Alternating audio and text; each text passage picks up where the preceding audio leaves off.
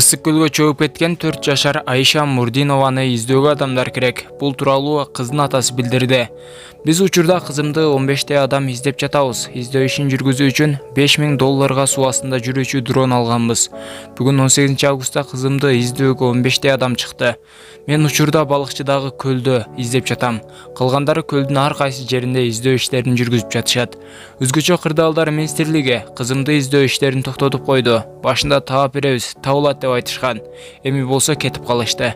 Кызымды издөөгө адамдар керек, деди Айша Мурдинованын атасы. Эске салсак, 18 июлда 5 адамдан турган балалуу үй бүлө көл жээкти салып жаткан кезде шамал болуп, көл бешөөнү тең баллондору менен кошо жээктен алыс тартып кеткен.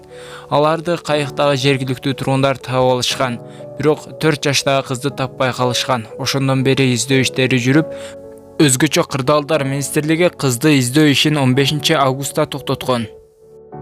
Кыргызстан мусулмандар дин башкармалыгы 2019 жылдан азыркы мезгилге чейин ажылыкка кезекке туруп, акчасын ала элек жарандарга кайрылуу жасады.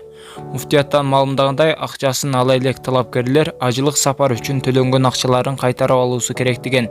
Ошол эле учурда алардын кезеги сакталып тура берерин билдирди. Видеонун алдындагы бармакчаны басып, жана каналыбыздагы эң туура жазылуучуларыбыздын катарына кошулуп, подписаться деген кнопканы басып, жанындагы коңгуроочону сөзсүз түрдө баса кетиңиздер.